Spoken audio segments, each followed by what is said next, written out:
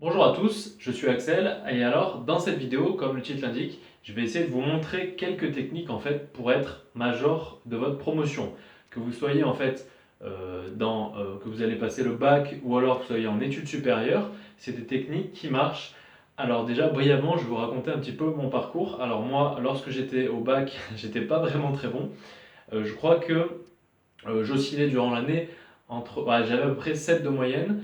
Et en fait, le dernier mois, et même pas les 3 dernières semaines avant le bac, j'ai utilisé une certaine méthode et ça m'a permis de réussir avec un peu plus de 12 de moyenne, je crois, au bac, en me concentrant sur deux épreuves, en utilisant cette technique sur ces deux épreuves. Ensuite, j'ai fait un BTS. Alors ce BTS, du coup, pareil, du coup, la première et deuxième année jusqu'à la moitié de deuxième année, je travaillais pas forcément. Et là, je me suis dit, bon, bah, j'ai déjà fait cette technique pour le bac, alors je vais essayer de la réutiliser pour cette fois le BTS. Alors, pareil, du coup, j'étais à peu près moyen, on va dire, j'avais entre peut-être 10 et 12 la première année. Et ensuite, j'ai commencé à utiliser cette méthode pour rattraper le programme de première année et apprendre le programme de deuxième année. Et j'ai été major de promotion, et je crois deuxième ou troisième sur mon académie. Alors, il n'y a pas besoin d'être un génie pour être major de sa promotion, ou alors être au moins dans le top de sa promotion, mais il suffit juste d'appliquer les bonnes techniques. Alors il faut savoir en plus que le fait d'appliquer les bonnes techniques, vous allez gagner déjà du temps, de l'énergie, vous allez pouvoir faire autre chose. Moi, il faut savoir, du coup, après, lorsque j'étais en DCG, j'ai choisi de faire ma dernière année de DCG en candidat libre. Et en fait, je me suis rendu compte que le fait d'être en candidat libre, j'ai pu passer vraiment plein de temps sur d'autres activités, à faire de la musculation, à créer des business, etc. Voilà, vraiment des choses qui me passionnaient et pas perdre tout mon temps à faire, voilà, à réviser des cours, etc. Bon, c'est au bout d'un moment, ça va quelques temps, mais on fait ça une grande partie de notre vie. Je pense que vous et moi, on est d'accord que le mieux, c'est d'y passer le moins de temps possible pour se consacrer à autre chose. D'autant plus que maintenant, faut être honnête, les diplômes, c'est plus comme avant. Maintenant, les personnes qui vont passer énormément de temps sur le diplôme en pensant qu'ils vont pouvoir, grâce à ces diplômes-là, gagner énormément d'argent, avoir une place sûre et tout, c'est de moins en moins certain. Alors, raison de plus pour perdre le moins de temps possible avec ces études et les hacker. Alors, les hacker, ça veut dire prendre un système qui marche, l'optimiser. Voilà, c'est ça du terme hack, comme un hacker qui va hacker un système. Et ben là, ça va être le hack, ça veut dire essayer d'être malin pour passer ses études.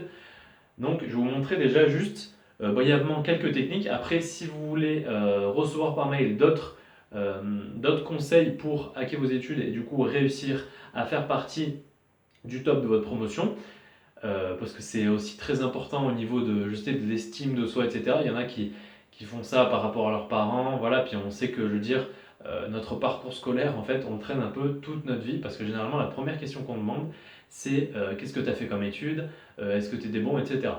Donc voilà, je vais vous montrer quelques astuces, mais après, si vous voulez recevoir d'autres conseils, je vous mettrai un lien dans la description ou alors ici.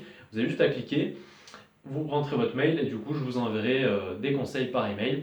Et après, si vous voulez aller plus loin, j'ai créé une formation complète avec des vidéos, des PDF, etc. pour vraiment voir point par point, parce que là on va voir un peu de théorie, mais là ça va être de la pratique, voir point par point qu'est-ce qu'il faut faire pour vraiment réussir au maximum vos examens.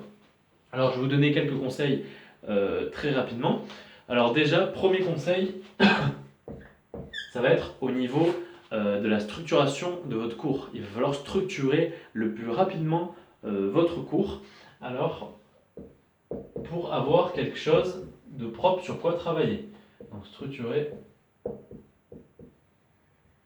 votre cours.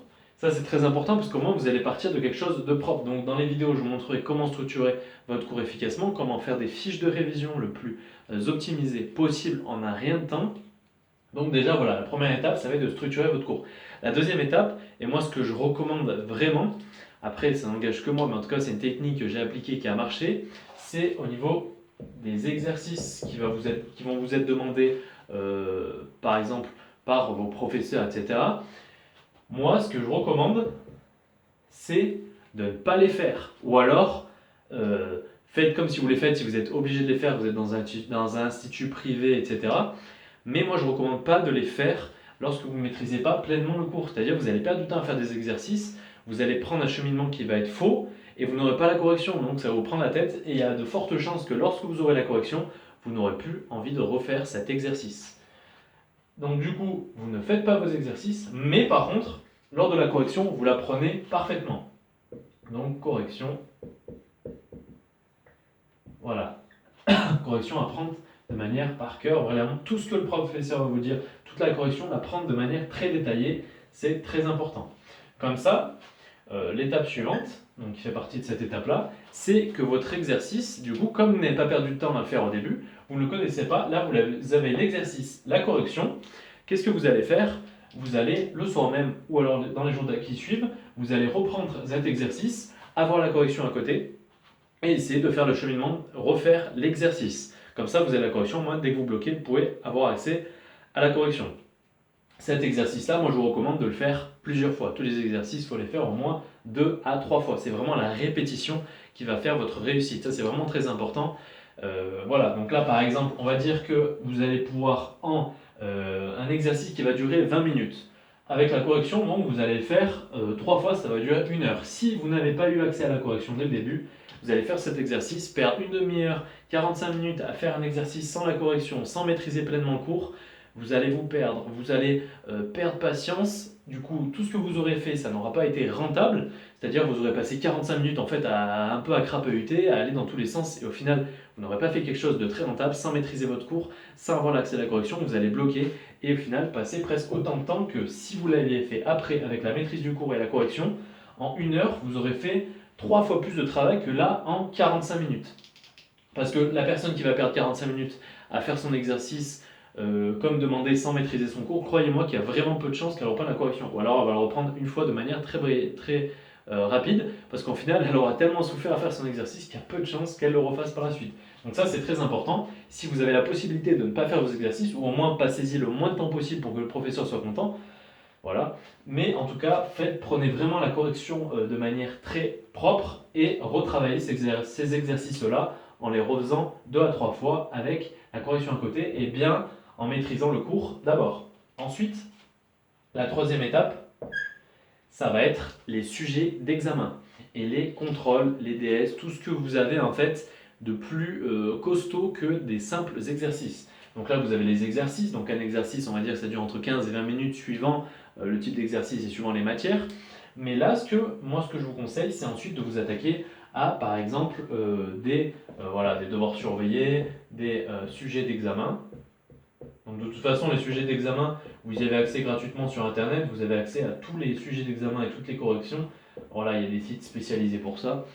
Donc voilà, donc là, la dernière partie, ça va être les devoirs surveillés, les sujets d'examen, aussi les contrôles, peu importe le nom que ça a. Donc les DS, dans un premier temps, moi je conseille vraiment tout ce qui est fourni par le professeur, c'est-à-dire les contrôles, etc. Donc là, bien sûr, je ne vais pas vous conseiller de ne pas les faire comme les exercices, là vous les faites, mais par contre, vous prenez vraiment de manière très propre la correction, vous gardez bien le sujet, et là vous allez faire le même cheminement qu'ici, c'est-à-dire vous allez reprendre les contrôles, les refaire au maximum, bien intégrer la structure de réponse, c'est ça, parce qu'en fait, après, ce qu'on va voir, c'est que dans les sujets d'examen, donc là, ça va plus être pour vous entraîner, mais ce qui va vraiment jouer, ça va être les sujets d'examen. Il va falloir prendre les 5 à 6 derniers sujets d'examen, plus vous en faites, mieux c'est, après attention aux mises à jour, etc., si vous avez un cours qui évolue au fil des années. Mais les sujets d'examen, il faut savoir que moi je sais quand j'ai passé le DCG en candidat libre, donc c'est le diplôme de contrôle de gestion, les sujets d'examen, j'ai remarqué qu'ils sont tout le temps pareils, c'est-à-dire qu'il y a peu de variantes avec les questions d'un sujet à l'autre. Pourquoi? Parce que les examinateurs, tout simplement, ils n'ont pas forcément envie de se retaper, ceux qui font les sujets, de se retaper tout un sujet de A à Z. Ils vont prendre un peu en fait par rapport au sujet précédent tout simplement, et ils vont presque même les simplifier. Il faut savoir d'année en année, généralement, les sujets ont tendance à se simplifier en plus.